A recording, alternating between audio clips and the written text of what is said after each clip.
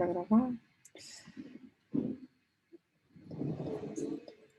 Bom, pessoal, a intenção da aula de hoje, né, basicamente é a gente fechar toda essa parte de revisão do que ficou, né, lá em Engenharia Econômica 1 e 2.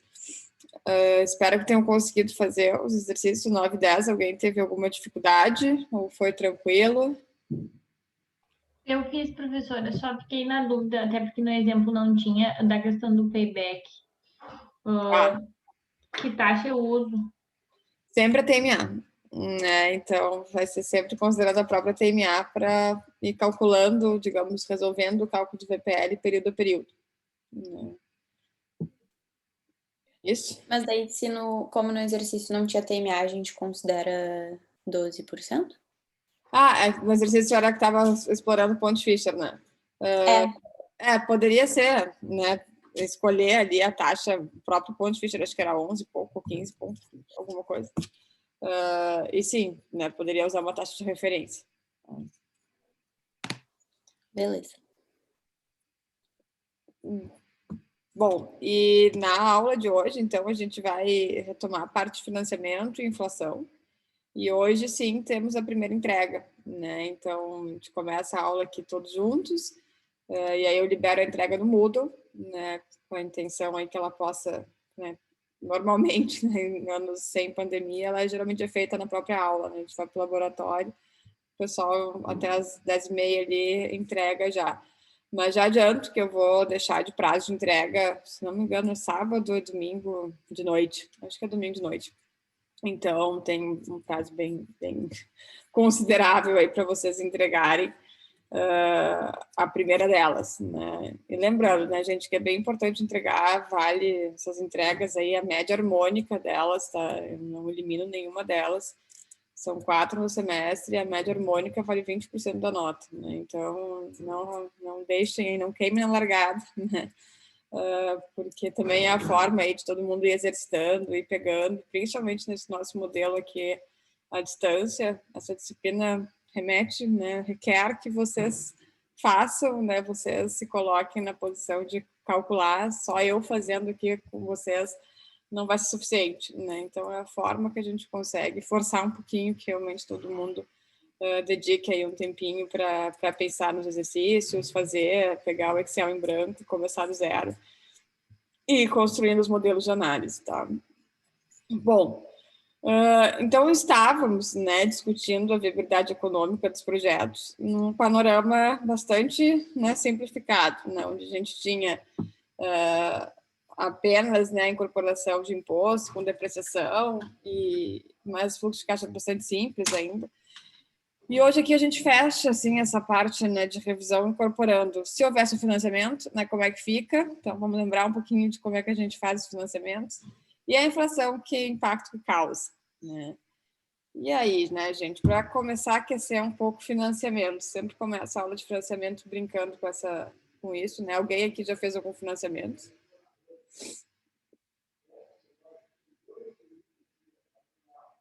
Não?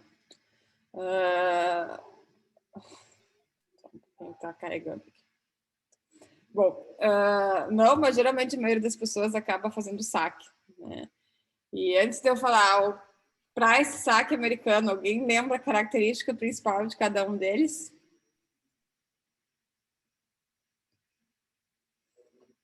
O price, o que ele tem, qual é a principal característica dele? Não, todo mundo esquecido. Então vamos lá, o price eu brinco com as letras aqui, né? P de price aqui, prestação constante, né? Então o price é aquele sistema de financiamento que, dependente do prazo, né, a gente fixa uma prestação, né, e ao longo de um período vamos pagar sempre a mesma prestação. O saque, o A puxa aqui, lembrando que a prestação, a amortização é juros, e o A puxa, a amortização é constante, né? E o americano é onde os juros é constante, tá? Então, essas são as 3 características, assim, principais de cada um deles. Então, price eu fixo prestação, saque eu fixo amortização, americano eu fixo juros, tá? Eu fiz a pergunta ali antes, né, sobre alguém já ter feito um financiamento, porque quase que 100% das vezes, né, quando tem alguém que já fez o financiamento, a opção, né, de financiamento foi pelo saque. O porquê disso? Eu cheguei agora, professora, desculpa me intrometer aí, peguei meio voando, mas eu fiz o financiamento há pouco tempo. Não sei se eu entendeu. E aí foi só que um price americano. Por incrível que pareça, o price ficou melhor que o saque. Não, eu não tem problema, eu também fiz, eu também sou uma pessoa que tem um financiamento price. Mas a questão toda que eu ia explicar é que o saque, ele por amortizar constantemente, ele começa amortizando de forma mais agressiva. E isso remete com que a gente pague menos juros no total. Então, se eu somar, né, o total de prestações que eu pago no saque, no price, ao longo dos 300 meses que sejam, financeiramente eu desembolso menos dinheiro no saque. Mas, economicamente, todos são equivalentes, né? Porque o saque remete que eu tenha no momento inicial do financiamento prestações bem mais altas. Então, eu tenho que ter uma disponibilidade de pagamento grande hoje, né? E o price, enfim, né? Tu fixa a prestação naquilo e segue a vida. Esquece, vai ser eternamente aquele valor. Né? Então, mas conta um pouco, quando tu decidiste pelo price, tu comentaste agora, foi melhor. Por que, na tua visão, assim? Primeiro aspecto foi a prestação inicial. Uhum. A prestação inicial do saque, quando eu fiz o financiamento, ela estava me dando quase R$2.000. E já do price, R$800, R$850. E aí eu peguei e fiz o cálculo do preço total. Uhum. Quanto eu pagaria no price e quanto eu pagaria no saque, que tinham taxas diferenciadas. E no final, o price tinha um valor de quase R$30.000 a menos do final do que o saque. Tá, mas isso só mesmo tendo uma amortização constante. Isso só aconteceu pelo detalhe extremamente importante aí que tu comentaste, que foi a diferença de taxa. Tá? Havendo taxas iguais, economicamente eles vão ser equivalentes e tu desembolsaria menos dinheiro com o saque, né? Mas havendo diferença de taxa, isso não é verdade, né? E o teu comentário inicial é super pertinente, né? A prestação inicial aqui do saque, e vamos contextualizar, né, pessoal? Eu e o... Deixa eu ver quem é que tá falando comigo, é o Diego. É o Diego. Vai sair os nomes das pessoas. Diego. Eu e o Diego estamos na situação, então, que, ok, tu está adquirindo, digamos, um imóvel, ou seja, qual for o propósito de financiamento, te limparam, né? Tu deu a vida, né? Para a entrada e o ponto inicial, ou seja, tu sai do 0 a 0 para, vamos lá, vamos em frente. E o saque remete que tu tenha, né, uma capacidade de pagamento de prestação alta na largada, né? Então, tu tá naquele cenário de, bom, dei o que eu tinha, o que eu não tinha, o que não tinha, pedi para alguém emprestado e vamos em frente. E sai no mês que vem pagando uma prestação nessas diferenças que o colega comentou, né, de 2.000 para 800. Então, por isso, né, algumas situações o price se torna mais atrativo. Na minha situação foi mais ou menos parecida, era a mesma taxa, mas para mim eu acho mais confortável, né, pagar a prestação igual por um período e ok, tudo bem. Né, assim... Não, e houve uma peculiaridade também quando eu estava fazendo o financiamento, que aonde eu comprei o imóvel que eu comprei, ele teria que ser financiado pela Caixa, porque como era na planta, todo o processo teria que ser pela Caixa, que foi quem garantiu a obra. Uhum. Não sei explicar bem o certo, mas é mais ou menos por aí. Uhum. E pela Caixa, eu teria que dar o mesmo valor de entrada tanto no price quanto no saque. Uhum. Na saque. Já em outros bancos, a price eu teria que dar mais entrada aqui na saque. Então, varia muito de banco para banco essa questão, né? Tem banco que nem permite, né, fazer price. Então, mas é bem... se tu está muito no limite da entrada, né, se tu está dando uma entrada muito baixa, eles não viabilizam o price porque o risco do banco é maior. Né? Então, entre os três sistemas, né, eles são economicamente equivalentes, Mas para a agência financiadora, né, para o banco, o saque é o que tem menor risco, depois o price, e o americano é de altíssimo risco, né, porque tu segura o cliente pagando só juros por um tempão e lá no final só ele amortiza a dívida. E tu, banco, fica no risco dele não pagar, né? Então, isso é sempre uma verdade também. Mas vamos lá, né? Como é que a gente incorpora isso aqui na nossa análise econômica? E para incorporar, é óbvio que a gente precisa saber como é que eles são estruturados, né? Então, se vocês não estavam lembrados aí da diferença de price e saque americano, imagino que montar os fluxos de caixa de financiamento de cada um deles também está um pouco esquecido, né? Então, vamos fazer uma retomada sobre eles, que eu já comentei, mas como é que a gente monta, né, então, esse sistema de financiamento, tá? Então, o price, a característica básica dele é fixa a prestação. Eu começo no início pagando muito mais juros, porque, lembrando que em qualquer sistema de financiamento a gente está falando das variáveis que são 4, né? Eu tenho saldo devedor, amortização, juros e prestação. Esse é o nosso universo, né? Independente do sistema, a gente tem essas 4 variáveis. Os juros vai estar sempre relacionado ao saldo devedor do período anterior, a prestação vai ser sempre a soma de amortização e juros, e o que reduz a dívida ao longo do tempo é puramente amortização, né? Então, essa regra básica, saber isso torna, né, muito mais fácil a gente ficar incorporando, né, os financiamentos dentro da análise econômica. Então, né, pegando aqui a lógica do price e usando um pouco o que o Diego estava falando, no início a gente tem uma dívida grande, né, todo mundo sai devendo um monte, ao longo da vida, né, vai reduzindo a dívida. Mas, se os juros, né, é em relação ao tamanho da dívida do período anterior, eu começo pagando muitos juros no início, quando eu estou num sistema de price, né, porque a minha dívida é muito gorda.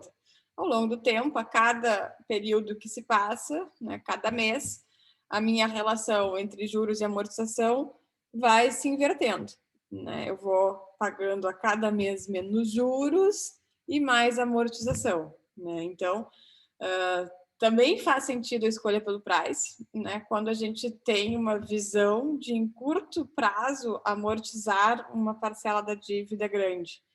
Porque aí tu ganha, digamos, tu ganha uma gordura temporal de não pagar prestações tão altas, fazer um capital, né, acumular um capital que te permita reduzir a dívida e tu vai recalcular todo o teu financiamento com uma dívida muito menor, né?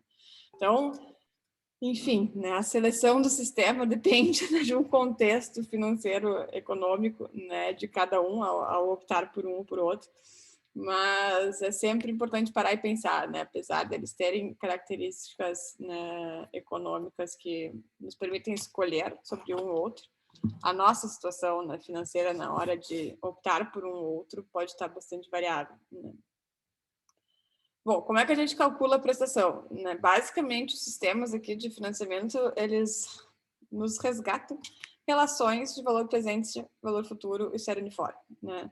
Então, lá na Engenharia Econômica 1, né, quando a gente estudava esse valor presente, valor futuro, série uniforme, valor presente, série uniforme, valor futuro. Então, são as equações fundamentais da matemática financeira que aqui a gente aplica, né, para calcular prestações, saldo devedor, né, juros, enfim.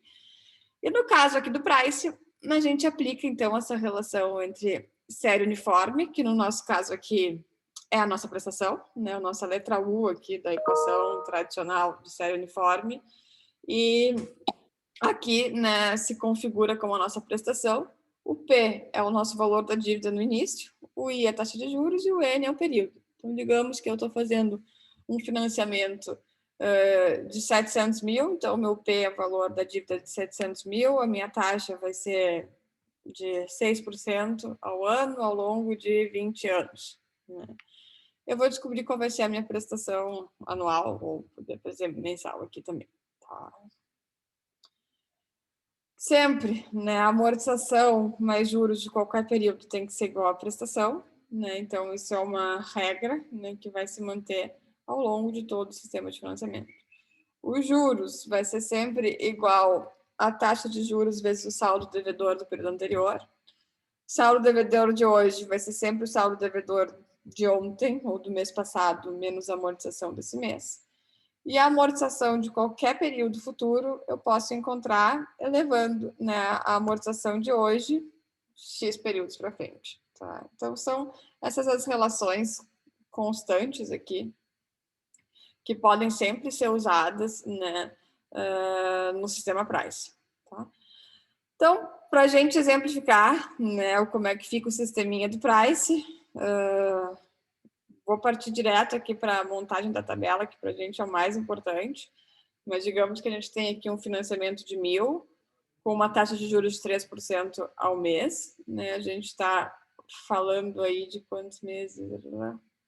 4 meses. Né? Então, como é que ficaria a nossa tabelinha?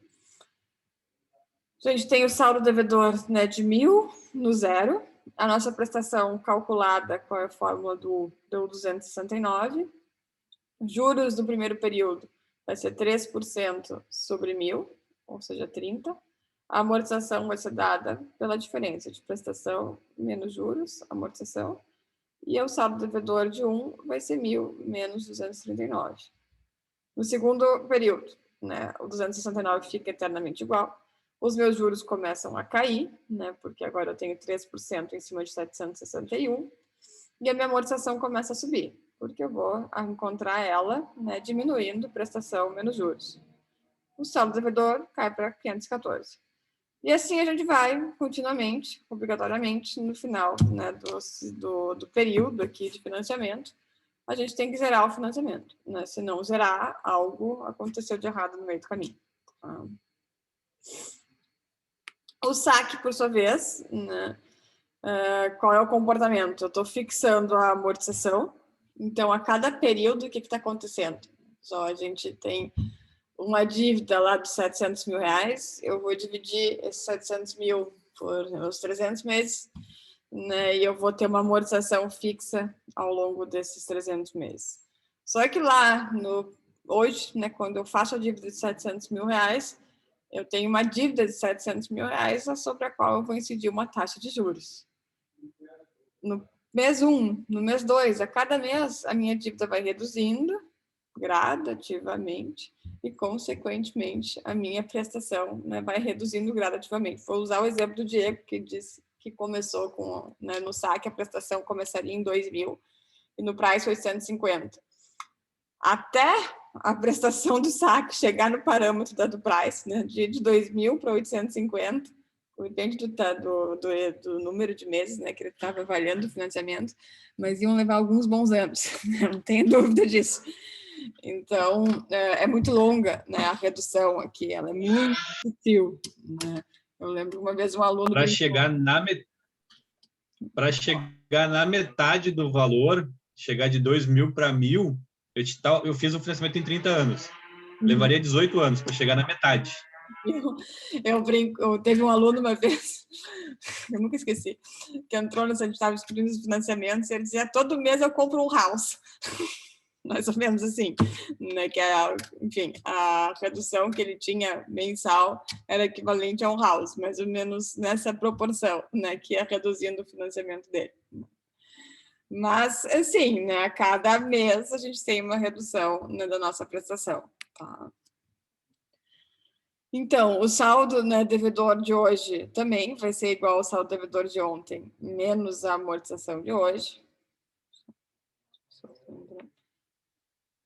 Os juros, né, de hoje é o saldo devedor do período anterior vezes a taxa de juros, e a amortização vai ser sempre, né, a prestação vai ser sempre a amortização, né, a amortização mais os juros. Bom, montando também a tabelinha, como é que fica a tabela do saque? Né? Então, o comportamento deles, digamos que a gente tem uma dívida aqui de 5.000, a minha amortização vai ser, então, 5.000 dividido pelo período. Então, ela vai ficar fixa em 500, que 5.000 em 10 anos eu tenho, né, 500 reais aqui de amortização por ano, ou por mês aqui. Os juros, então, vai incidir a minha taxa de juros sobre o saldo devedor do período anterior, e a prestação, eu vou somar a amortização mais juros. Então, aquilo que a gente estava comentando, né, a nossa prestação vai sempre reduzindo aqui período a período. E o saldo devedor, né? Então, no primeiro ano, no 0 tinha 5 mil, no ano 1 vou ter 5 mil menos 500, no ano 2, 4.500 menos 500, e ele vai, né, tendendo a zero. E, por fim, no americano, é o sistema em que eu postergo a amortização da dívida, né? Então, eu acordo com o banco que ao longo de todo o período de financiamento eu vou só pagar juros, então eu não deixo a dívida aumentar, mas eu só vou amortizar ela no final, né? Então, aquilo que eu comentei antes sobre o risco da instituição financeira, nesse caso aqui, a instituição financeira se abraça em mim e acredita em mim até o final. Ela me concede, né, um longo período de prestações muito baixas, e lá no final, né, claro que eu no final vou pagar muito mais, porque a minha dívida nunca reduz, logo eu pago muitos juros, mas eu ganho muito tempo, né, para amortizar. Quando que isso faz sentido, né? Pensem comigo no cenário de uma empresa que está comprando um maquinário e esse maquinário vai entrar em linha fazendo um produto novo aí de alta rentabilidade no mercado. E a empresa acorda um sistema americano com banco, né? Pode acontecer de, digamos, em 3 anos, o que essa empresa gerou de resultado para a empresa é suficiente para amortizar a compra dela própria, né? Então, a empresa não se descapitaliza, fica só pagando uma prestação de juros em 3 anos, usa a máquina, ganha dinheiro com ela e em 3 anos vai lá e liquida, né, o financiamento da máquina com dinheiro gerado por ela própria. São situações que faz sentido, né, a gente pagar muito mais, né, vai pagar muito mais juros, né, por uma situação que sim, né, é o win-win nesse caso. Pessoa física é muito difícil, né, a gente ter uma situação como essa, sem falar do risco, né, que tu dispõe. Risco no sentido de que, por mais que a nossa situação talvez não seja boa hoje, eu sei que ela não é boa, né? Eu tenho um conhecimento muito maior sobre o valor presente, sobre o tempo de hoje, né? Então, seja pessoa física ou empresa, a gente sabe a condição financeira hoje que temos e é muito mais fácil estimar o que vai acontecer em 12 meses do que 12 anos, né? A gente espera, claro, sempre que 12 anos a vida vai estar muito melhor. Mas, né, entre a expectativa e a realidade, o risco aqui é muito maior, né? Então, o banco aqui assume contigo, né, esse risco. E a forma dele cobrar, né, do beneficiário, né, o risco que ele assume, é que tu acaba pagando muito mais juros, né? Então, graficamente, né, fica um comportamento assim, fixa os juros e paga a dívida inteira lá no final. As relações, né, são as mesmas, e se eu for traçar isso numa tabelinha, vai ficar, então, digamos aqui eu tenho uma dívida de 50 mil, eu vou amortizar ela só no final do 5º ano, ao longo, né, desses 5 períodos aqui, eu estou pagando só os juros. E eu mantenho a dívida igual, eu não deixo a dívida crescer. Então, eu estou pagando prestações de 4 mil, lá no final do último período, eu pago integralmente 54 mil reais. O que para a gente, né, dentro da... Claro que, enfim, discussão de financiamento é super interessante, pode ir longe, mas ela é isso, né? Não é nada além disso que a gente está vendo, então ela é super pragmática aqui. Mas dentro da engenharia econômica, avaliação econômica de projetos, tem algumas coisas que são super importantes a gente considerar, né? Por exemplo, independente do slide que está aqui, a questão da descapitalização, né, do investidor. Digamos que o investidor, e isso atualmente no Brasil é algo, né, super discutido. O que a gente falou sobre isso semana passada, né? A gente tem hoje um cenário no Brasil que há muitos anos não tínhamos, de custo, né, de capital favorecido, né? A gente tem um custo de capital, seja em banco público ou privado, taxas de juros mais baixas, né? Então, a gente tem condições hoje de financiamento, de busca de capital que não tínhamos, né, algumas décadas, né, no país. E isso estimula o investimento, né? Estimula que, sim, que as empresas captem recurso e usem esse recurso para produzir, né, para gerar mais riqueza, enfim, gerar economia. Então, por mais que a empresa às vezes tenha muito capital, né, pode ter capital de muitos milhões, esse capital não está no colchão, né? Ele está investido, seja em fundos de investimento, seja no mercado financeiro, seja em patrimônio, e esse investimento gera algum retorno, né? A pergunta que o investidor aqui tem que se fazer na decisão de buscar um financiamento, de buscar capital no mercado, é qual é o edge que se tem, né, entre as diferenças de taxas, né? Então, se hoje o patrimônio aplicado rende 10 e se consegue financiamento, se consegue capital a 8 ou a 7, não tem por que descapitalizar, né? Se faz talvez uma composição, ok, uma parte vai ser própria, uma parte vai ser de investidor, mas o resto vai pegar no banco, porque vale a pena, né? Não vale a pena descapitalizar, correr o risco da descapitalização, porque afinal, digamos, tu está imobilizando um dinheiro, né, um alto valor num curto espaço de tempo, tu perde liquidez e, querendo ou não, perde, né, retorno de capital. Tu tem um dinheiro aplicado hoje que já está rendendo isso, né, está trazendo esse parâmetro de retorno, né? Então, a discussão aqui sobre a busca, né, de capital no mercado precisa, né, envolver e precisa considerar a atual situação, né, do investidor, né, onde está esse dinheiro e por que vale ou não vale a pena buscar, né, um dinheiro no mercado. E pensem comigo, tá, pessoal? Se a gente tem um seguinte cenário que tem os 2 milhões, vou usar os 2 milhões como uma referência, mas o nosso investimento que seja aí nos parâmetros aí de 2 milhões de reais. Se a gente tem, né, quanto investidor, o nosso dinheiro aplicado, né, com uma rentabilidade de 12% ano, e eu tiro esses 2 milhões do lugar que está rendendo 12, faço o meu projeto. Tá, isso me deu um retorno X, né? Digamos que eu poderia pegar parte do dinheiro do investimento, né, 50%, então 1 milhão, no banco, a uma taxa de 8%. Sem fazer conta nenhuma, pessoal. O VPL, no final dessa história, se eu pegar o dinheiro no banco, vai ser melhor ou pior?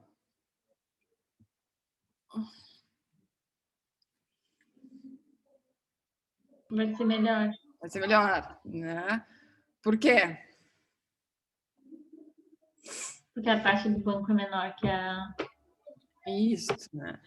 50% do investimento eu estou conseguindo captar com a metade do custo. Metade não, mas um custo mais baixo, né? Então, metade do investimento custa 8%. Metade do investimento custa 12%. Né? Então, isso reflete a TMA, né? Em resumo. Vamos botar matematicamente aqui no nosso modelo, a nossa TMA muda. Nossa TMA seria pelo menos 12 se todo o dinheiro fosse meu. Se parte do dinheiro vem a 8, parte do dinheiro vem a 12, a TMA é composta, né? E claro, a gente incorpora um risco em cima, né?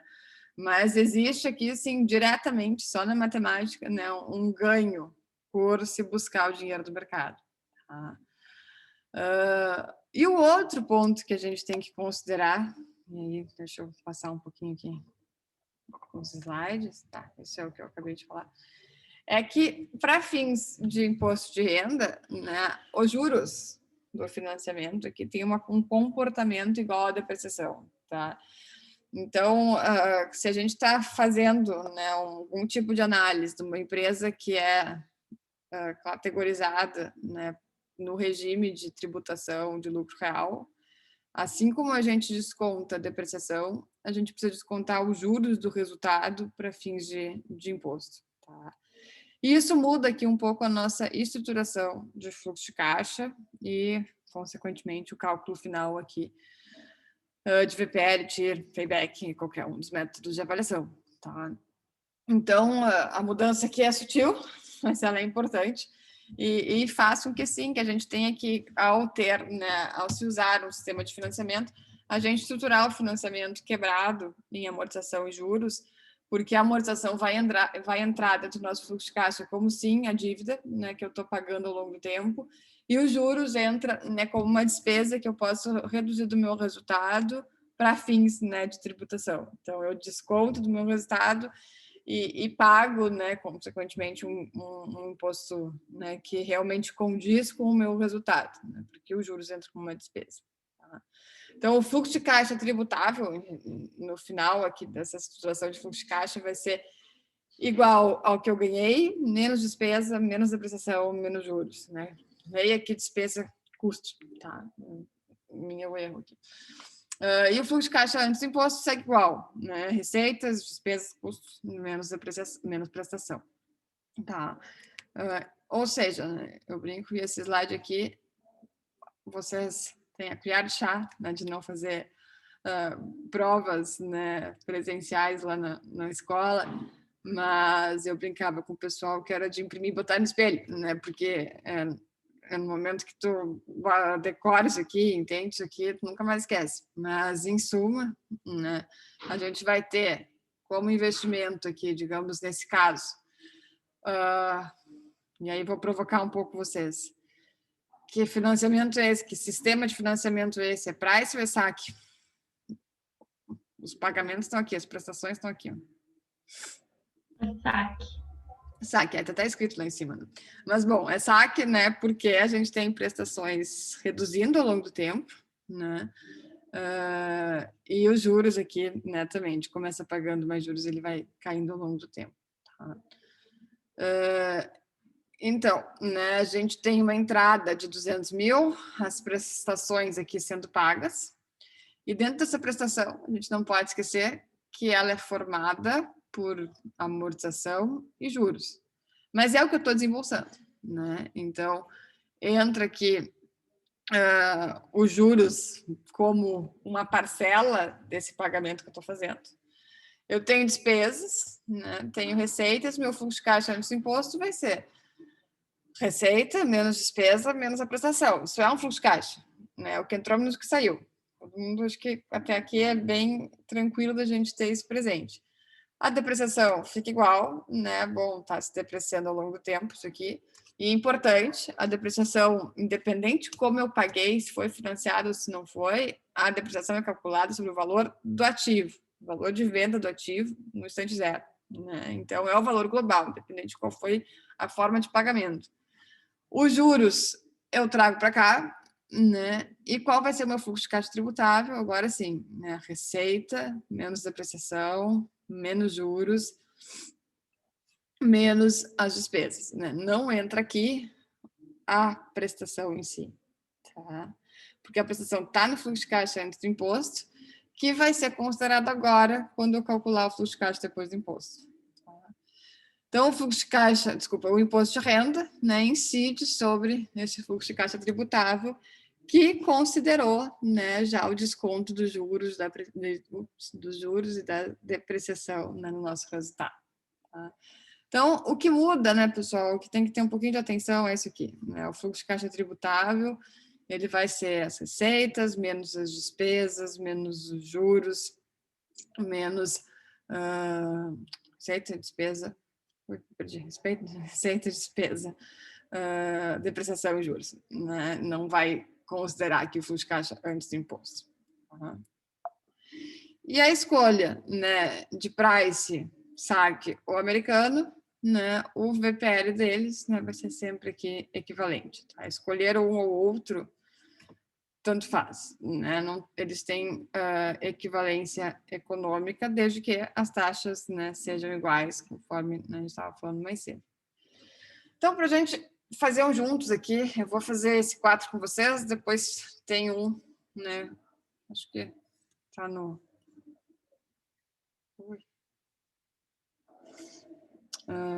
aqui, eu sabia que tinha um a mais. Tá, eu vou fazer o 4 e tem, acho que na apostila de vocês, esse 3, lá que está no... que está no mudo. Bom, deixa eu pegar o nosso Excel aqui, mas ok. Então, a gente está olhando, né, uma máquina de 500 mil, saque, né, 6 prestações, taxa de juros de 3% ao mês, e o maquinário que vai render receita de 200 mil ao longo de 6 meses. Né? A TMA é de 4% e o imposto de 2%. Então, calcule o VPL, tira qual o resultado financeiro, né, considerando a TMA. E se não houvesse financiamento, se adquire-se no instante zero à vista, o investimento, alguma alteração no VPL, e a gente argumenta um pouco o resultado. Tá? Então, deixa eu pegar. Uhum. Uhum.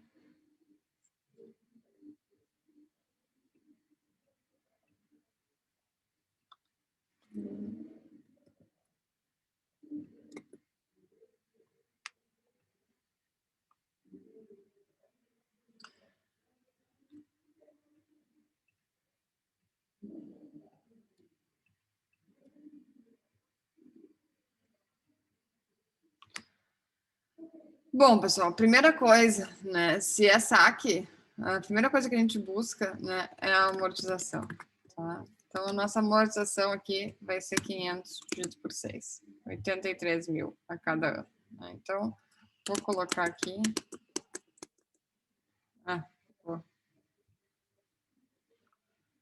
Nosso saldo devedor, os 500. Vamos lá. A amortização, vou fixar.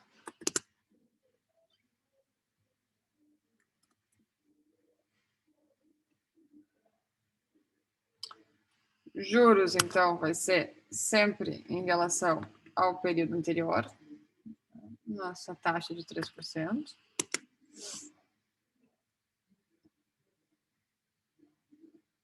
Ops. E a prestação, juros mais amortização.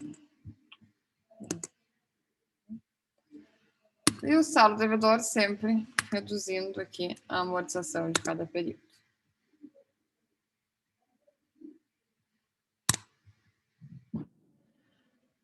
Isso aqui é tranquilo. Alguém com alguma dúvida no sisteminha ainda, pessoal? Se tiver, por favor, vamos trazendo aqui. Tá. Bom, temos o financiamento, né, então, elaborado. O que vai lá, né, para o nosso fluxo de caixa? Vai a prestação e vai os juros. Tá? Então, qual é o cenário? Né? Vou fazer aqui do lado. Tem entrada? Né? Então, pagamento. Sandra, qual que é a fórmula que tu botou nos juros ali, só para eu ver de novo, por favor? Sempre saldo devedor. Ah, tá. Vezes a taxa de juros. Então, vamos começar nossos pagamentos aqui. Custos, despesas, receitas, custos de caixa antes do imposto, depreciação, juros de caixa tributável, custo de renda, custo de caixa. Oi? Custo de renda. Custos, vamos ver aqui. Receitas. Não tem custo. Não tem custo. Então, vou zerar isso aqui. Receita de 200.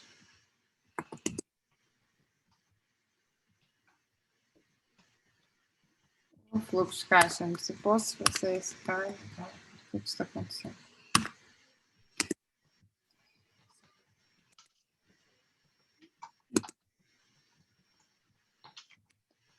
Bom, a depreciação aqui nesse caso vai ser igual a amortização, mas só porque está se depreciando no mesmo período.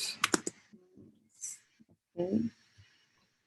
Os juros, vamos buscar no nossa tabelinha.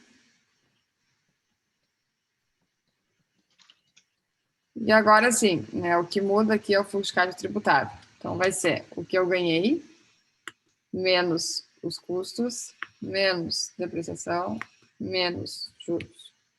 Então, receita, menos custo, menos depreciação, menos juros. E em cima dele vai incidir o imposto, a alíquota de 2.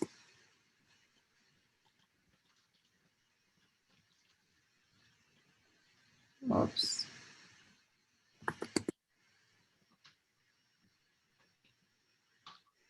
E, finalmente, fluxo de caixa antes do imposto, menos imposto de renda.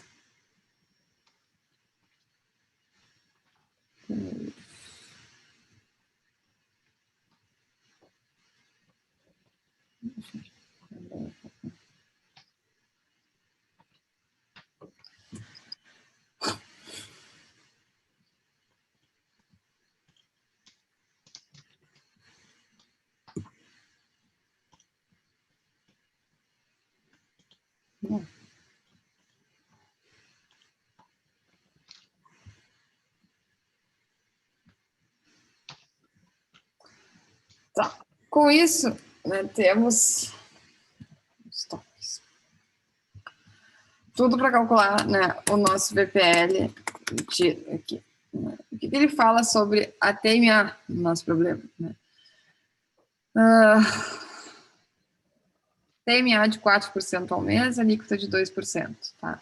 E aí, antes de fazer cálculo, né, o nosso juros do financiamento, juros é 3%, TMA 4%. Né?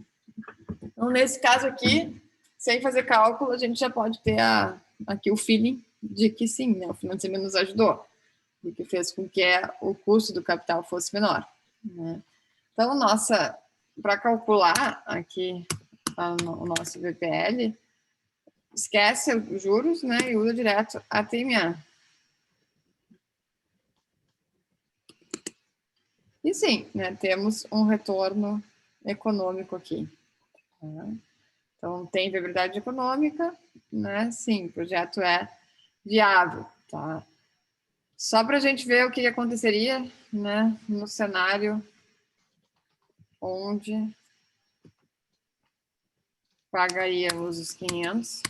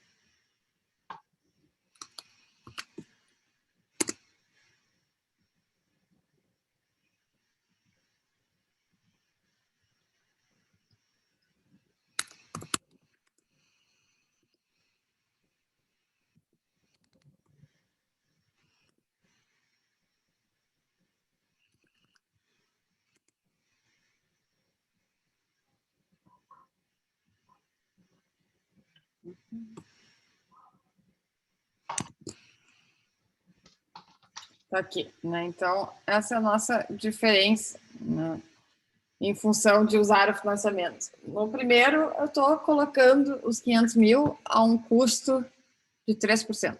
Estou usando o financiamento e pagando 3% por esse dinheiro. No segundo, estou usando o meu dinheiro, né, os 500 mil próprios, que custam 4, né, porque a minha TMA é 4. E o nosso VPL, né, tem essa diferença aqui. Né? Ao usar o financiamento, eu aumento o VPL para 550, porque a taxa, né, o custo do dinheiro investido é menor. Se eu não usar o financiamento, né, e fazer o investimento a capital próprio, o custo do dinheiro investido é o meu custo do capital, né, 4%. Isso faz... Professora, por que no de baixo do investimento tem depreciação ainda?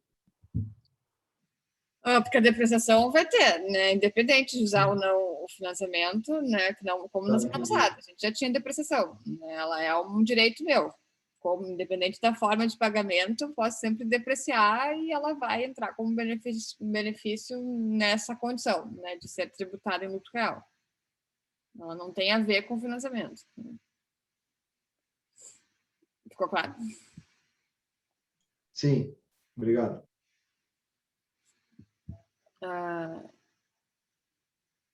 Então, é isso, né, pessoal? Cuidado aqui ao usar isso, por favor, né, quem está fazendo um trabalho de conclusão, eu já cansei de chegar em banca e nada disso aparecer, assim, né? Coisas que às vezes o pessoal nem parou nem se deu conta, nem pensou, e é muito ruim chegar, né, no término, realmente, assim, apresentação final de trabalho de conclusão, de avaliação econômica, e não trazer esse tipo de discussão, né? Porque, enfim, isso aqui é vida real, né? Isso é o dia a dia aqui como se realmente incorpora, né, essas variáveis numa avaliação econômica, né, de projetos, tá?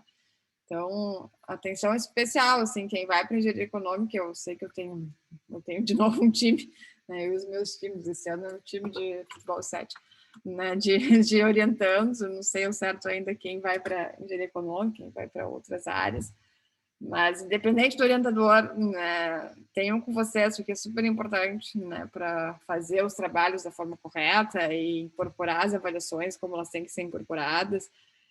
Fica aqui o meu pedido carinhoso aqui da professora de desempenho, que ao fazer ao usar qualquer tipo de avaliação econômica nos TCCs hoje, mas para a vida de vocês, primeiro questionamento é qual é o regime, né, de tributação que vocês estão sujeitos. Se é simples, esquece isso aqui, pessoal, né? Se é simples, enfim, é barbada, tributa lá sobre o faturamento e está tudo certo. E muitos dos trabalhos de vocês é Simples Nacional, né? O pessoal que faz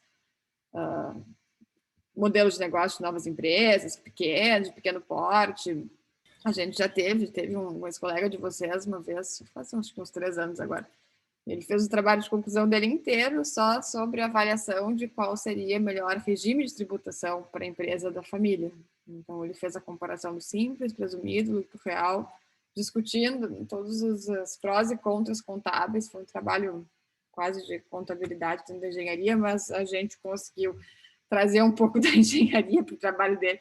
Mas são coisas importantes, né? Então, antes de qualquer início de avaliação econômica, essas questões contábeis, não que vocês tenham que dominar, né? Não é uma obrigação nossa quanto engenharia, é muito bom se a gente domina, mas se não parem, né? Sentem com o contador, vejam, né, do que vocês estão falando, qual é hoje a situação da empresa, e aí começa, né? Não saiam fazendo sem fazer esse penso contábil, porque ele é super importante, ele impacta muito a viabilidade econômica. Tu pode mostrar só como é que tu fez a fórmula do VPL de baixo? É a mesma, só... tá, tu somou por fora aí o 500 mil, é isso? Isso, tá, boa pergunta, sim, a gente está aqui no início do semestre, mas lembrar desse detalhe, né? No Excel, a fórmula do VPL aqui, ela sempre assume que a primeira célula que eu estou selecionando na fórmula estaria já no momento 1, né? Então, eu brinco que isso aqui é uma forma de enganar o Excel, porque ela vai sempre assumir que vai retornar um período a primeira célula que tu está selecionando. A gente não quer retornar a célula do zero, a gente quer manter quem está no zero no zero. Então, a gente soma por fora, puramente pela programação do Excel. Quem usa em R, por exemplo, não tem nada disso. Bom, isso então, pessoal, alguma pergunta mais aqui desse problema? Bom, então, vamos em frente. Vamos deixar nossos problemas mais interessantes aqui. Inflação, né? A notícias, junto com as montes de notícias ultimamente, né? A inflação tem sido aí hot topic do que vem, do que se esperar da inflação de 2021. Pergunta sem resposta ainda. Mas, enfim, né, como brasileiros aqui, falar em viabilidade econômica sem falar em inflação não é a realidade brasileira, a realidade de outros países, mas não é a nossa. Então, a gente precisa incorporar aqui com qualidade, né, e tentando usar as estimativas mais próximas do que se pode, né, prever de inflação nas nossas avaliações econômicas, né? Então, vamos falar do nosso contexto, a gente semana passada falou um pouco sobre isso, mas nós aqui, essa nossa geração, me coloco junto com vocês, somos uma geração que recentemente viveu aí inflações altas no Brasil, de 10%, coisa que não acontecia desde o Plano Real, né? Início do Plano Real, desde 94, né? Então, se botou em risco de novo aí, não como naquela época, mas inflação acima de 10%, inflação batendo 15%, os 100 mil valerem 85, né, de janeiro a dezembro. Simplesmente isso, né? E assim, isso vai em escala, né? Então, a gente pensar só em política de contratos, forçar com que empresas não tenham mais políticas contratuais de 12 meses, né? Tenham contratos corrigidos semestralmente, trimestralmente, pelo risco, né, que se tem de firmar contratos de longo prazo, numa instabilidade de custo, né, do dinheiro, uma instabilidade monetária, né, de um país. Então, trabalhar a inflação aqui dentro de estudos de habilidade econômica, para a gente é muito importante. A gente nunca pode deixar de fora. E também, né, quem vai fazer trabalho de conclusão nessa área, por favor, né, não esqueçam da inflação. Eu sou a que fica, a que sempre pega no pé de quem quer fugir da inflação. E busquem ela, busquem usar, né, a melhor taxa possível, e isso depende de onde vocês estão falando. Né? Se alguém vai fazer um trabalho na área agrícola, é um cenário. Né? Se alguém vai fazer um trabalho no mercado imobiliário, é outro cenário. Né? Fazer um trabalho com commodity, é outro cenário. Então, né, temos índices que balizam o Brasil, que são os nossos de referência, o IPCA, o IGPM, mas se eu for fazer um trabalho nichado de um mercado específico, não há por que não usar o índice que mais corresponde àquele mercado. Professora Ana, boa noite. Qual é a sua opinião sobre o Boletim Focus? Em que sentido? Sobre as projeções, né, dos índices. Bom, tá saindo muita projeção, né? Principalmente 2021. É uma das instituições, dos grupos assim que há algum tempo já no Brasil faz muitos modelos, mas é uma das fontes, eu acho, né? Ela não é a única, uma das fontes respeitadas, mas o que se pode dizer 2021 é que é um ano difícil, né? Incerto no mundo inteiro de se fazer boas projeções, né? Depende muito agora das próximas semanas, dos próximos meses, para onde vai o nível, né, da Covid no Brasil, mas eu diria que é uma das fontes confiáveis, né? Uma das fontes sérias que trabalha com as projeções, mas não é a única, né? Não é na minha percepção, assim. Mas, enfim, a Insper, o GV de São Paulo, né, são também, né, grupos que estão sempre atualizando e trazendo boas previsões, ou pelo menos das melhores que a gente pode ter, né, dentro do contexto, com suas devidas margens de erro também. Né. Bom, uma das coisas importantes para a gente falar de inflação aqui, o material de vocês aqui vai detalhando, mas é uma aula que eu pessoalmente gosto bastante de dar ela bem falada, assim, e vou ainda no quadro lá com o pessoal, mas a gente pode seguir aqui com algumas discussões. Sobre como é composta, né, a taxa de inflação no Brasil. Ela, originalmente, ela é heterogênea, né, na raiz, e a gente homogeneiza ela em índices, né? Então, o IPCA, o nosso índice baliza aqui, nada mais é do que uma média ponderada, né, de vários itens, né, que compõem a cesta básica do brasileiro. Então, a gente homogeneiza por uma questão aqui também de simplificar nossa avaliação. Imaginem se a gente vai falar numa empresa uma fábrica, né, eu estava na engenharia econômica falando das canetas, né, então se for pegar só na produção dessa caneta, quantidade de diferentes tipos de matéria-prima que tem numa simples caneta, se a gente for considerar o índice, né, de cada um dos insumos que entram, é uma complexidade enorme, né, então a homogeneização do índice facilita muito a gestão em si, né, e as projeções econômicas. Então a gente pode incorporar, né, a inflação de forma heterogênea ou homogênea no fluxo de caixa. Muito mais frequente a gente homogeneizar. Mas vamos ver como é que a gente faz, né, para incorporar das duas formas. Tá? Primeiro, né, um dos pontos importantes é que a inflação tem que ser incorporada à TMA. Né? Então, a nossa TMA que temos usado até o momento é uma TMA limpa, aqui, né? Eu brinco, a gordinha e a magrinha. A gente está assumindo que o nosso custo de capital aqui está livre, né, do impacto inflacionário. O que não é verdade, né, porque quando a gente trabalha com a inflação dentro da nossa análise, a gente precisa também, né, considerar que o nosso custo de capital aqui está sendo influenciado pela inflação do período. Então, basicamente, a gente tem duas alternativas, né, de trabalhar problemas de inflação. A gente pode aqui. Uma caixa. A gente pode, né, inflacionar variáveis e calcular, usar a TMA global, que é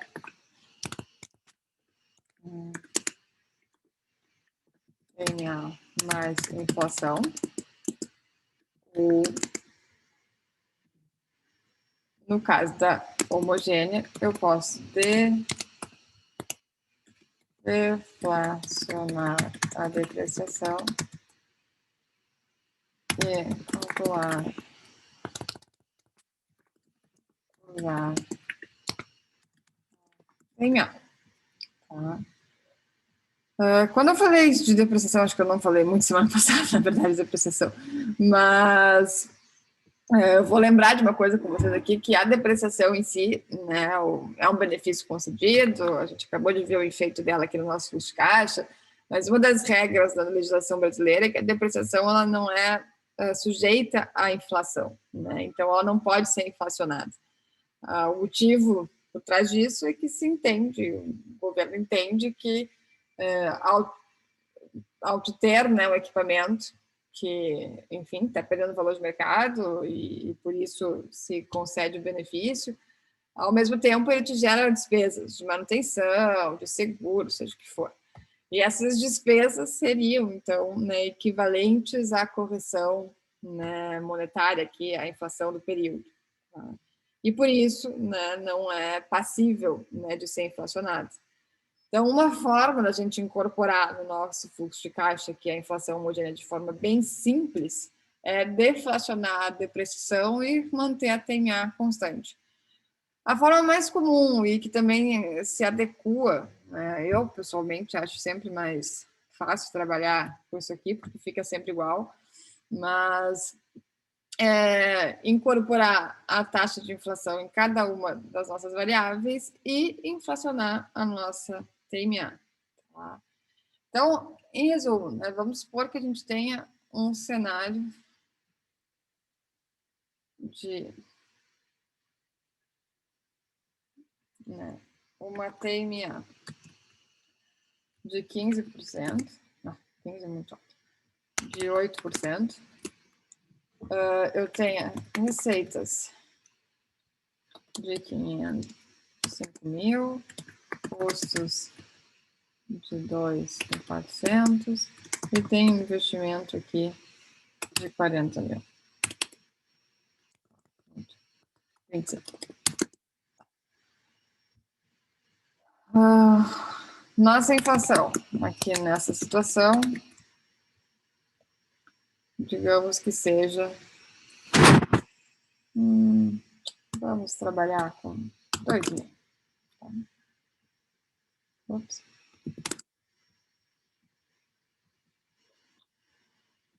A gente pode aqui ter a opção 1, que é aquela que eu comentei, inflacionar variáveis e usar a TMA global. Então, partindo, né, dessa opção, nosso primeiro ponto aqui é TMA global. Pessoal, a TMA global nada mais é do que a TMA mais a inflação. Né? E aí vamos também resgatar um princípio básico aqui da matemática financeira. Né? A gente está aqui sujeito a um sistema de juros composto, sempre. Né? Como é que a gente soma taxas? Né? A gente não pode simplesmente somar uma com a outra. Né? Para se somar numa situação de juros compostos, a gente multiplica. Né? Então, basicamente, a gente faz 1 mais a TMA vezes 1 mais a inflação, temos 1. Né? Então, por favor, né, não cometam o crime aí, não assassinem a matemática de somar 8 com 2,5. Tá? A gente está somando taxas aqui, né, num contexto de juros compostos. Tá? Então, essa é a nossa TMA a ser utilizada para fins de avaliação. Vamos colocar aqui que nós estamos falando de 8 anos. Tá. 8 meses, ou não, 8 anos. 1, 2, 3, 4, 5, 6, 7, 8.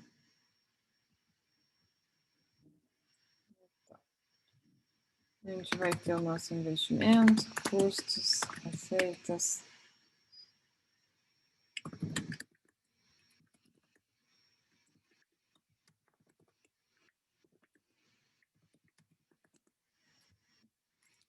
Vou pegar os menos 25,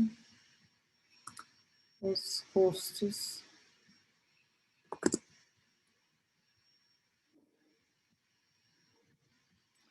As receitas.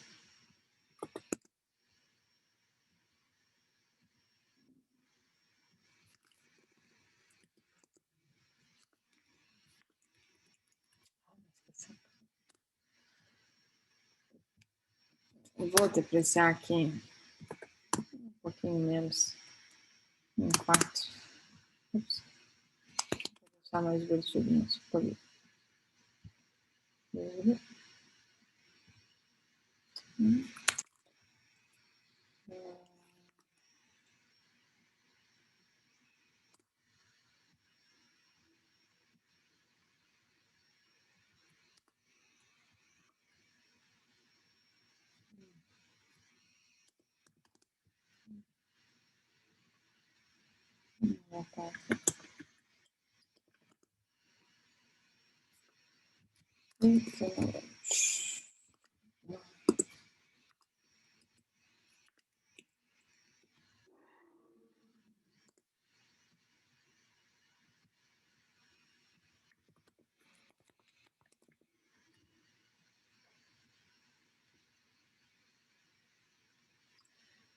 Então, tá, pessoal, montei aqui rapidamente o fluxo de caixa básico, como a gente já vem trabalhando, para agora conversar um pouco com vocês sobre ele. Olhando para cá, alguns pontos, né, importantes. Primeiro, né, esse programa, a gente botou uma inflação ali, né, de 2,5% e só escreveu ela, né, não fez nada com ela por enquanto. Esse fluxo de caixa aqui está estável, né, nem custos nem receitas aqui estão inflacionados por enquanto. A gente já vai incorporar elas aqui. Outro ponto importante, né, para a gente lembrar um pouco disso aqui. Eu depreciei de propósito aqui os 25 mil em 4 períodos, né, não foi até o final. E isso causou uma depreciação alta, aqui de 6.250, para um retorno que eu estou tendo, aqui um saldo positivo aqui de R$ 2.600. O que isso vai gerar? Só vai gerar, obviamente, aqui um fluxo de caixa tributável negativo. E aí vamos lembrar de algo aqui que a gente está fazendo, né, nesse momento. A gente está fazendo avaliações econômicas de projetos. A gente não está fazendo valuation de empresa, nem valoração de negócio, não. É um projeto dentro de uma empresa, dentro de uma corporação. Nesse contexto, né, de avaliação econômica de projeto, quando a gente tem esse tipo de situação, né, em que o fluxo de caixa tributável é negativo, o que causa, né, na nossa avaliação? Eu vou incidir aqui o imposto de renda, né, em cima desse fluxo de caixa, e esse cara aqui, né, vai ser quem? É o fluxo de caixa antes do imposto, menos o imposto. Né? Então, eu tenho R$ 2.600 de resultado daquele período, menos 730, né? Com menos soma aqui. Então, é como se eu tivesse, quase como se o governo estivesse nos depositando aqui R$ 730. É óbvio que isso não vai acontecer, mas é assim, né, que a gente considera na avaliação econômica do projeto, porque se assume que possivelmente esse projeto, né, dentro da corporação aqui, está contribuindo para que essa empresa tenha um resultado global, né, quanto empresa, e afins, né, nesse resultado quanto empresa é onde vai incidir, né, realmente o imposto para esse negócio. Então, nesse momento, esse projeto está contribuindo para que a empresa pague menos imposto. Tá? Então, a gente considera na modelagem econômica isso dessa forma, né, como se o projeto em si, né, tivesse quase que um suporte aqui do governo, né, quando a gente incorpora o imposto de renda. Tá? Mas lembrem que toda avaliação econômica aqui, a gente está fazendo isso antes, né, de começar um projeto, para avaliar o possível retorno econômico, né, e poder decidir. Isso não é o fluxo de caixa real, né? Não é o fluxo de caixa físico de entrada e saída de dinheiro. É um modelo de avaliação econômica que antecede uma decisão sobre fazer ou não. Tá? Então, tenham, né, cuidado só com o que vocês estão realmente colocando, né, e escrevendo dentro dos problemas de vocês. Tá? Bom, fecha parênteses aqui sobre a depreciação, mas a gente tem que, dentro aqui desse fluxo, agora incorporar, então, a nossa inflação. Né? Então, como é que a gente faz isso? Então, voltando ali para o nosso slide.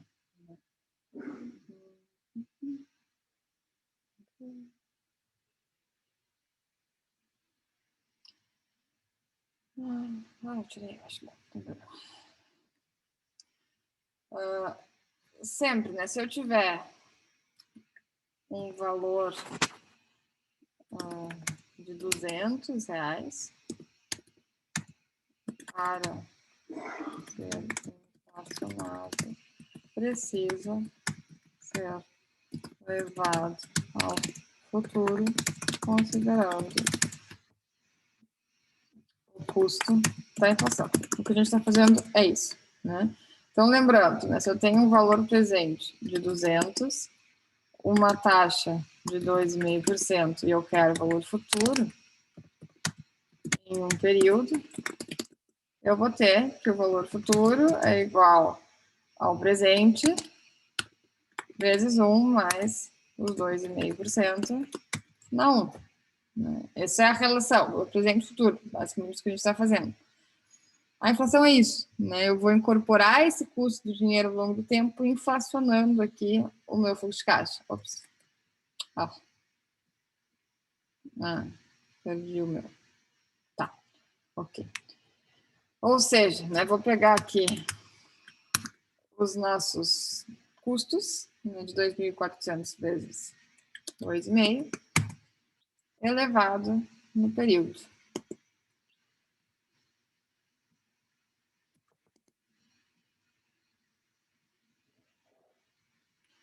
Lá no 8º ano, né, os 2.400 vezes 1 mais a inflação de 2,5 ao ano, elevado na 8, equivalem a 2.900. Tá? Então, eu estou, período a período, inflacionando os nossos custos. Mesma coisa, vou fazer agora, vou fazer um por um aqui. Eu tenho 5.000 vezes 1 mais 2,5 elevado na 1. Tenho 5.000 vezes 1 mais 2,5 elevado ao quadrado. Soran? Oi. Eu tô com uma dúvida, na realidade, estou me confundindo um pouco, porque tu comentou que isso é o cálculo para viabilizar ou ver se tem como fazer um investimento, certo? Sim. E isso, e não realmente o fluxo de caixa da empresa. Isso. Então, é que eu estava olhando por cima e eu não estava conseguindo achar alguma coisa como EBIT ou EBITDA, só que não é para ser isso aí. Isso, não é para ter esse cálculo aí. Ah, tá, sim, não. É por isso que eu só queria fazer isso, porque eu estava confundindo um pouco as coisas. Tá, se por acaso está precisando, assim, olhar a parte mais de EBITDA e avaliação de empresa, a parte de conteúdo de EVA, eu acho que eu não botei inteiro ali no Moodle, mas eu posso te passar, tá? Mas toda a parte de EVA, lá mais no final do semestre, aí a gente avalia a empresa, né? O retorno do negócio. Tá. Não, é que eu estava dando uma estudada em valuation faz um tempo atrás e é bem parecido, daí por isso que eu fiquei um pouco confuso, mas não é a mesma aplicação nesse caso. Os conceitos são os mesmos, né? Sim, a gente parecido. fazer a avaliação, mas quando eu estou fazendo o valuation da empresa, eu estou descontando o fluxo de caixa da empresa. Né? E o importante do valuation também importante e subjetivo é a marca. É colocar essa valoração da marca e potencial ganho em cima da marca ao longo do tempo. Sim, não, essa é a minha dúvida. É que o EBITDA é em relação ao lucro, isso aí a gente está vendo a viabilidade do projeto, né? Isso, e de um projeto. Tá, tranquilo. Tranquilo. No contexto aqui, principalmente assim, nesse cenário que a gente está olhando, um projeto dentro de uma empresa. Sim, tá. É um projeto Tranquilo. de abrir uma empresa. Umas coisas diferentes. Bom, voltando aqui, então, agora inflacionei, né, tanto custo quanto receita. Tá? Então, os nossos 5.000 aqui, a 2,5% de inflação, viram 6.092, né, nos 8 períodos. O resto, pessoal, fica igual, né? Não se mexe em nada. Nosso fluxo de caixa aqui, agora vai usar, então, TMA global, que a gente acabou de calcular, para se chegar na inviabilidade econômica, né, do nosso projetinho aqui. Né? Então, não tem viabilidade econômica, mas incorporamos certinho aqui a inflação. Tá? Qual seria, né, a outra hipótese aqui, né, da gente resolver esse problema? Eu vou copiar.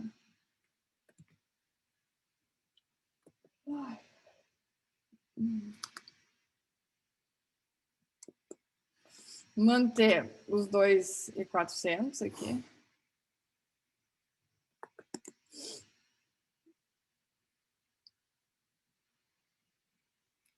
Manter os 5.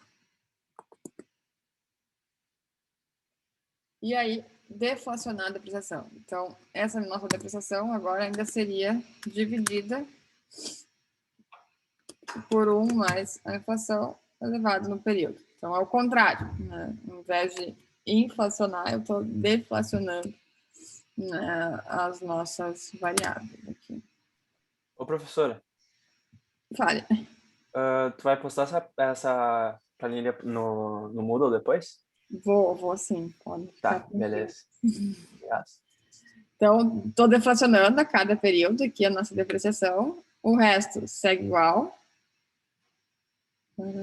Pegou tudo certinho. E aqui, o nosso VPL vai buscar a TMA, sem estar inflacionado.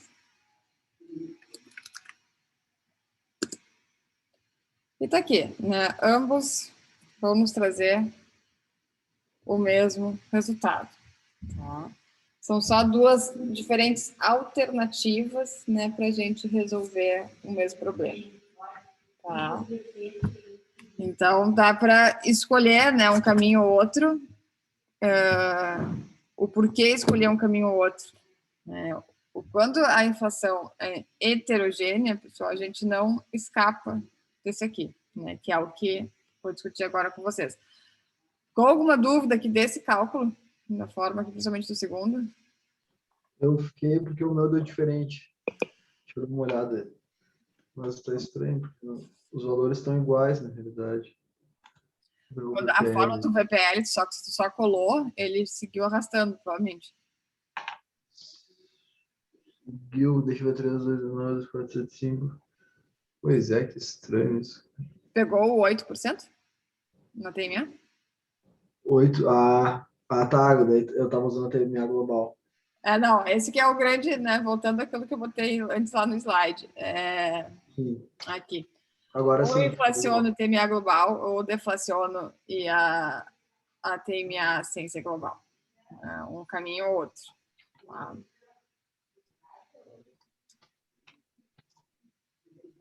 Mas, bom, então,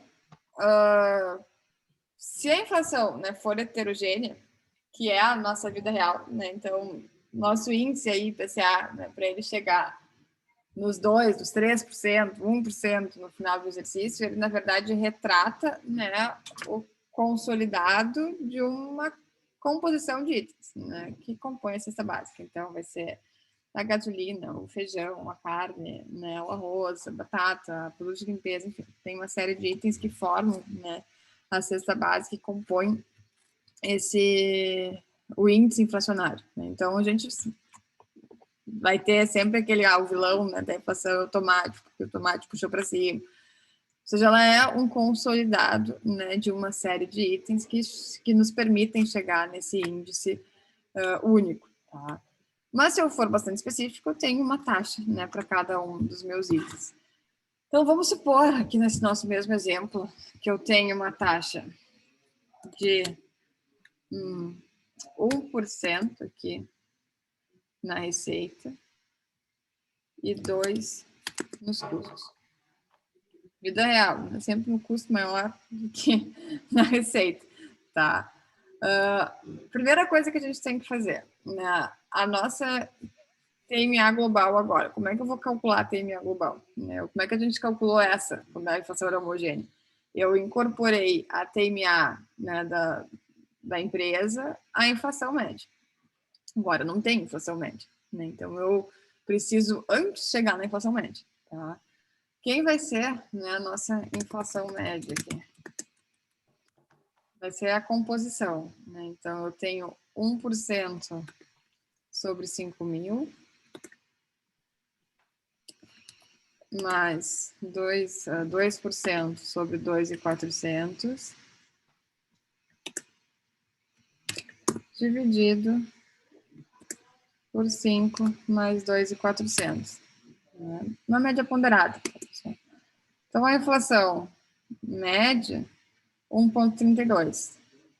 A TMA global, mesma coisa agora. Né? 1 mais os 8, vezes 1 mais 1,32, menos 1. 9,43. Tá? Agora, como é que eu faço a incorporação aqui? Eu vou fazer do lado para vocês não perderem isso aqui depois. Sora, tu repete a TMA global para mim, por favor. Como é que tu fez com a inflação média? 1 mais a TMA, né, vezes 1 mais a inflação média. A soma das duas taxas. Entendi, obrigado. Deixa eu... Inflação heterogênea.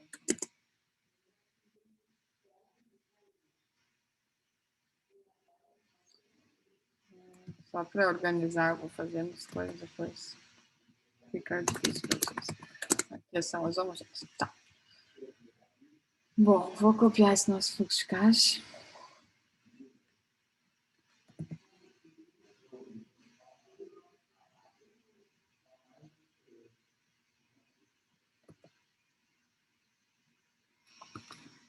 O que vai mudar, pessoal? Vai mudar algo simples aqui. Agora, os nossos custos e receitas, cada um vai ser inflacionado com sua respectiva taxa. Né? Então, os 2.400 de custos vão ser inflacionados com a taxa. Deixa eu só fazer uma coisa aqui.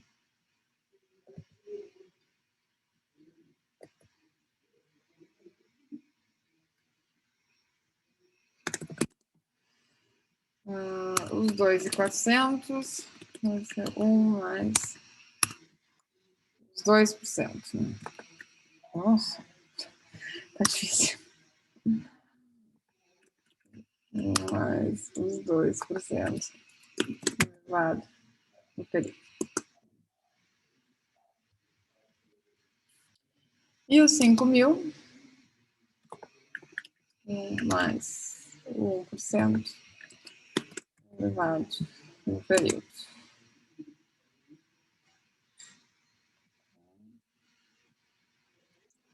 O resto, mesma coisa, nada muda. Deixa eu só ver se não me perdi. E o nosso VPL agora vai usar como TMA a nossa TMA global, que considerou, né, a inflação média oriunda da inflação de custos e receitas.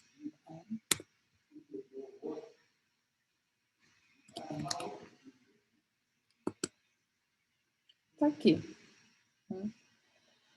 Nesse caso aqui, pessoal, essa é a nossa única alternativa, né? A gente não consegue trabalhar com a deflação da depreciação, porque eu tenho um único índice, desculpa, eu tenho mais de um índice, né? Eu não consigo só simplesmente jogar a inflação média ali.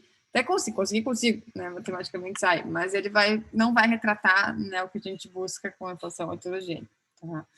Então, Ana, né, vocês são livres para escolher o caminho, eu acho mais fácil, lógico, né, trabalhar com a inflação das variáveis e a inflação global, sempre. Tá? E também não muda se for homogênea, heterogênea, tanto faz. né? Então, eu acho mais lógico para mim, né? Faz mais sentido. E também, quando a gente está num cenário em que não é uma empresa de lucro real, que a depreciação não faz nenhum impacto, também não vou poder usar essa deflação na depreciação, né? Então, em resumo, né, inflacionar variáveis, trabalhar com a TMA global serve para qualquer problema, né, para qualquer cenário, né? Não está sujeito a uma série aí de condições de contorno que teriam que atender para a gente poder trabalhar com a deflação na depreciação. Vamos agora olhar para isso aqui e começar a pensar um pouco. Nesse cenário aqui, né, a nossa inflação, ela está nos ajudando ou está nos prejudicando?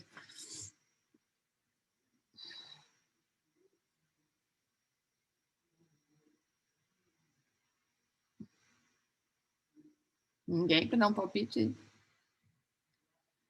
Meus custos inflacionam 2, minha receita 1. Não precisa nem fazer conta. Prejudicando. Oi? Está prejudicando. Prejudicando, sim, né? Porque a gente tem uma inflação de custos maior do que... E eu não consigo repassar isso para o cliente, né? Agora, pergunta de concurso clássico, isso eu já vi várias vezes, né? Concurso Petrobras, vale. A inflação pode te ajudar, né, no retorno econômico? Uma inflação heterogênea? Pode, né? Se eu tivesse um cenário que não faz muito sentido, mas matematicamente aceito, né? Se isso fosse possível, digamos que eu consigo inflacionar o mercado, tem um mercado muito aquecido, né? Eu vendo muito caro algo, às vezes até por uma lei de oferta e demanda. Vamos pegar um exemplo aqui que a gente viveu horrores no início do ano passado, álcool gel. Álcool gel foi vendido, aí de repente o álcool gel que era R$5 passou a ser 15, e o custo do álcool gel seguiu o mesmo, né? Então eu tenho por uma questão de mercado, né, uma altíssima, né, de preço aqui, e o custo zero, ou uma elevação do custo menor, né, do que eu estou conseguindo repassar para o mercado. Mas isso são situações... A gente não pode também usar como exemplo o produtor rural que exporta, e agora como o dólar está bem mais alto. Sim. Ou não seria... Não é tanto uma questão de inflação, né? É muito mais aí uma influência de câmbio, né, do mercado dolarizado, mas graças a Deus a agricultura, na atual situação do Brasil, né, está nos salvando, a agricultura e o dólar, mas sim, né, com certeza, pegar soja, né, um produtor de soja, $1 a 2 ou $1 a 5, né, que está exportando, ele está ganhando muito mais dinheiro. Claro que aumenta um pouco de custo, porque ele também depende de insumos, de produtos que ele importa, e com o dólar alto não é, mesmo que tu não importe nada, indiretamente, né, tudo sobe, a gente está aí vendo isso acontecer. Mas, sim, né, são nichos de mercado, né, que no momento que o dólar está muito alto, se favorece, né? Tanto que existem algumas teses aí, algumas análises que um parâmetro ideal, né, do dólar para a economia brasileira gira em torno de 4. Então, enfim, era uma das expectativas, né, do Ministério da Economia, mas não se conseguiu ficar lá. Mas pela balança comercial brasileira seria um dólar, né, que garantiria um bom equilíbrio econômico para a economia do país, entre 13,80 e 4,20, nesses parâmetros, né? Uma outra pergunta aqui, né? Nesse caso, né, da inflação heterogênea, ao pé da letra, né, se eu for ser extremamente preciso, eu tenho ou não tenho uma TMA global que varia período a período aqui? Na verdade, o meu VPL deveria usar uma TMA diferente a cada ano.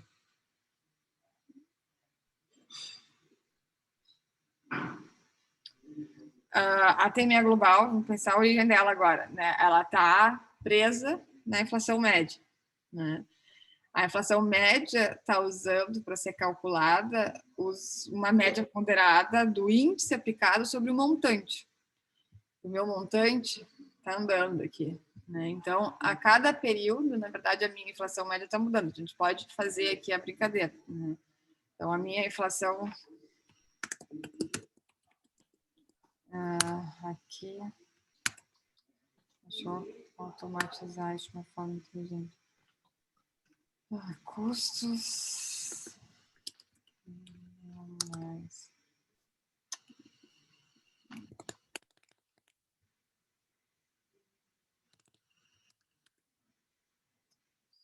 vezes isso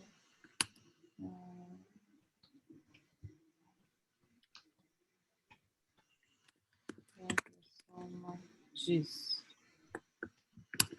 Agora deixa eu ver uma coisa, isso não fixa.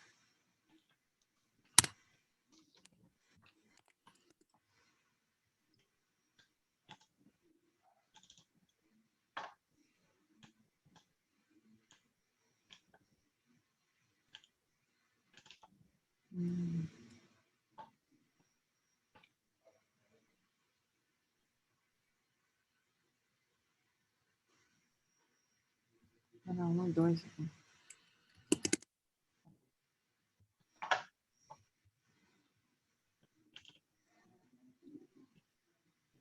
Uau, é uma super oscilação, mas é sutil, tá, pessoal? Nas casas, nível de terceira casa decimal. Mas sim, né? Não, é uma verdade que a minha inflação média está mudando a cada período. Se a minha inflação média muda a cada período, eu tenho uma TMA global aqui que anda. A TMA global vai ser sempre 1 mais o 0,08 vezes 1 mais 1,32. Ops, faltou menos 1 aqui. Então, a nossa TMA global, ela vai se mexendo. Muito pouco, mas sim, né? Claro que aqui a gente também está falando com taxas baixas, valores baixos.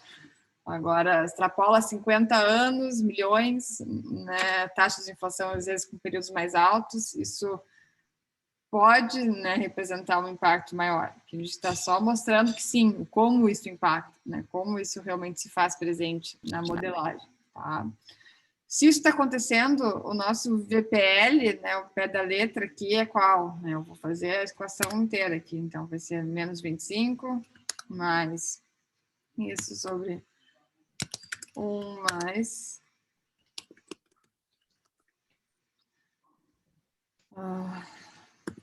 eu vou ter que ir sublinhando, pegando um por um, né?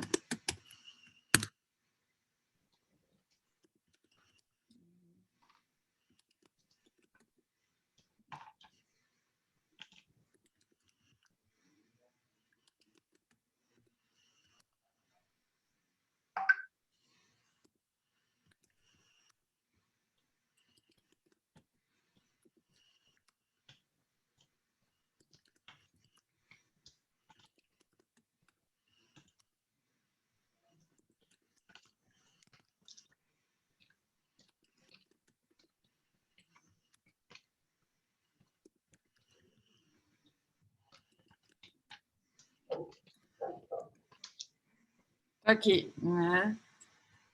O meu VPL, né, real aqui nessa situação é 9.446, né? A diferença é mínima, tá, pessoal? Mas ela existe, né? Então, de novo, assim, às vezes, coisas, principalmente, né, em grandes projetos, grandes valores expressivos, longo prazo, sim, é importante pensar sobre isso.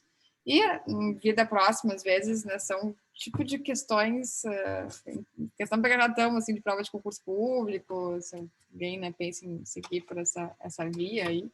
Professora, o meu VPL depois desse deu diferente, eu fiz um jeito diferente. Tu pode voltar dessa forma, Tu pegou... eu não errei nenhum expoente, eu sou campeã de estar, enquanto estou falando com vocês, eu me preparo.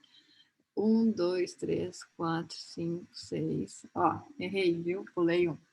7. Podia fazer essa fórmula que tu fez por célula e daí só arrastar para baixo e somar tudo. Dá. Verdade. Eu fui deduzindo. Agora bateu? Bateu. Dá. Obrigado.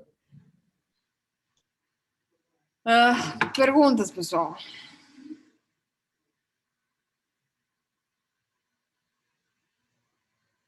Vamos pensando enquanto eu vou fazendo outra coisa. Vai estar no material depois essas planilhas resolvidas, assim que nem resolveram agora? Eu vou botar essa aqui que eu tô, porque isso aqui eu fui inventando com vocês agora. Eu não tenho ali escrito, mas eu vou colocar lá para vocês. E eu já vou deixar aqui indicado onde é que tem outros também. Tá? Aquele dia dá para dar uma revisada, é bom. Sim, não, sim. Eu fui aqui montando da minha cabeça com vocês hoje mesmo. Alguém estava falando algo? Não, é só para falar que tem o link lá no plano no cronograma das aulas gravadas, que também tem ela explicando. É verdade. Essas planilhas. Tem mesmo. Não, e esse aqui eu vou mandar, assim como semana passada. Demora um pouco, mas entre hoje à noite e meio de manhã vocês recebem a aula. Nenhuma pergunta, gente?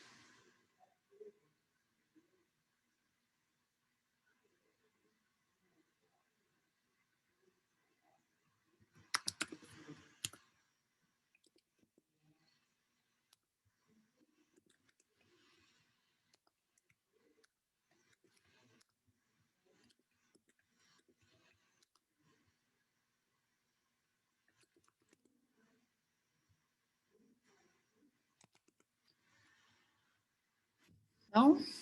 Bom, então deixa eu voltar aqui para o nosso material e comentar algumas coisas com vocês. Aqui bem no final aqui dessa parte de inflação tem esse exercício de apostila, tá? Que é um pouquinho mais simples do que eu estava fazendo com vocês ali, mas que é o beabá, assim, de incorporação de inflação. Então, para fixar, assim, exercício de fixação mesmo, antes de sair fazendo, eu realmente recomendo, antes de fazerem a entrega, né, façam isso aqui, né, brinquem um pouco com a incorporação da inflação, ele é bem barbado. E, enfim, é o jeito simples, realmente, de incorporar a inflação dentro do fluxo de caixa. Deixa eu até pegar onde ele está. Deve ser...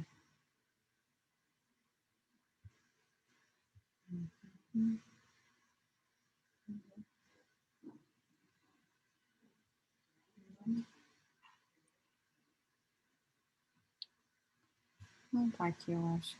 Mas, bom, é basicamente a mesma coisa, né? A gente tem investimento, tem receitas, custos, gastos, e eu estou incorporando a inflação em cada uma das variáveis, né? Heterogênea, né? Usando a inflação média, né? A TMA global, chegando no resultado. Na lista, né, de exercícios, exercício 1, né, exercício 2, 4, 5, então, quase toda a lista agora, tirando a parte de risco, que a gente vai começar a entrar na semana que vem, vocês podem começar a mexer nela, né, e retomando um pouco, exercitando essa estruturação de fluxo de caixa, calculação de inflação, né, isso é prático, né, pessoal, vocês veem, eu vou saindo, fazendo aqui com vocês, mas pela prática, né, então, meu pedido, assim, dica para quem, né, gosta dessa área, principalmente, acho que isso é o mais importante, quem quer trabalhar com isso, quem gosta dessa área, é prática, né, senta, faz, monta exercício, tenta ir praticando, leva para o contexto de vocês, me pergunta, a gente vai montando juntos, e assim se vai se adquirindo esse domínio, né, sobre essa área econômica. Então, né, vou abrir aqui a entrega com vocês. Deixa eu pegar para deixá-los quebrar um pouquinho a cabeça, bem divertido. Aqui, a entrega. Então, está disponível, lá, acabei de liberar, pessoal, a entrega 1 aqui, 2021, e eu vou abrir ela para a gente dar uma olhada juntos e já dar uma direcionada para vocês, tá? Nada mais é do que o compilado da aula de hoje, tá? Então, envolve financiamento e inflação num problema bem aplicado aqui. 14 de março, então, 13, 12, 13, domingo, viu? É bem friendly com vocês. Domingo de noite, né? Antes ou depois, nem sei, mas eu sei que o Big Brother está bombando, mas eu não sei realmente se domingo é paredão, se é seleção, mas ok. Né? Então, é junto com isso. Às 10 da noite, é o prazo de entrega, tá? E peço, pessoal, que cumpram o prazo, tá? Quando acontecem, eventualmente, algumas situações, me procurem individualmente, mas eu tento sempre aqui no prazo de entrega fazer o download de todos os arquivos e eu considero entregue no prazo, tá? Até porque eu libero o gabarito na sequência, tá? Então, vocês vão entregar domingo às 10 da noite, no máximo segunda de manhã o gabarito vai estar lá, né? Para, enfim, também que vocês possam usar essas atividades para aprender, para ir estudando. Eu sei que todo mundo, quando está envolvido, quer saber logo a real resposta, acertou, se errou. E depois eu corrijo, entrego, né? Então, o fluxo aqui contínuo que eu vou tendo com vocês de correções, né? E troca, tá? Mas, em suma, né, o problema não é tão longo, mas ele explora várias coisas, tá? Então, a gente está comprando aqui um equipamento, uma máquina de 800 mil reais. Nas condições à vista, a gente recebe um desconto de 1,5% e paga integralmente no instante zero. Se eu fizer um financiamento, a gente vai usar o price com uma taxa de 0,6% ao mês, com 12 meses para pagar. E não recebo desconto. Tá? E as prestações aqui também não são corrigidas pela inflação, ficam fixas. Na análise, né, a análise deverá ser feita por um período de 36 meses, ao longo dos quais gerará receitas de 43 mil mensais e R$ 1.200 de gastos de manutenção por mês. Os custos são submetidos a uma inflação de 5% ao ano, enquanto as receitas de 3% ao ano. A vida útil da máquina é de 3 anos e a empresa está submetida a uma alíquota de 23% de imposto. Sabes que ao pagar à vista, a empresa retirará o dinheiro de um investimento que hoje rende 8% ao ano. Ao pagar a prazo, 100% do capital terá o custo dos juros propostos pelo banco. Então, ou seja, né, para a TMA global à vista, considere a TMA da empresa, 18% ao ano. Para a TMA global a prazo, considere os juros do banco como referência de TMA. Alguns pontos de atenção, pessoal. Isso aqui está misturando ano e mês o tempo inteiro, né? E lembrando, tá? Quanto que é, né? 8% ao ano é igual a 1 mais 8% elevado na 1 sobre 12, tá? Ao mês.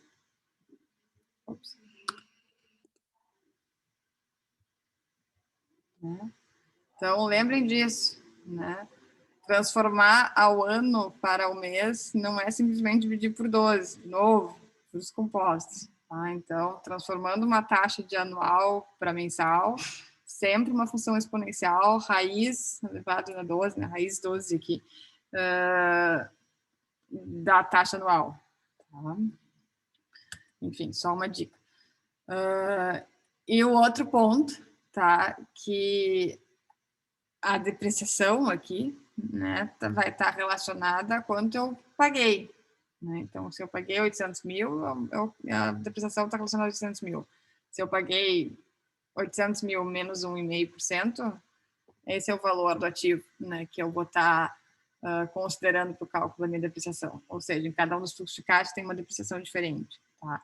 Então, são detalhes aqui pequenos, né, mas é um problema que faz pensar um pouquinho, né, para resolver. Então, façam com calma, né, não saiam correndo aí, ou né, tem tempo, é domingo, né, conversem com os colegas, façam juntos, mas pensem sobre ele, né, sobre esses detalhes aqui. Não são tagarratão, são de propósito para pensar realmente no que é, de novo, vida real, né? Então, isso aqui é o todo dia, né, para a gente resolver problemas de avaliação econômica. Tá? Então, é isso, gente. Eu vou disponibilizar, né, a sala de entrega, tá? Para vocês saberem lá no Moodle. Tanto a sala de entrega vai ficar ali embaixo da entrega 1. E vou botar essas planilhas que a gente está mexendo agora também, para vocês terem como exemplo. Assim que o vídeo estiver pronto, também mando para todos. Tá? Perguntas, gente, antes de eu deixar vocês se divertindo um pouco com o problema.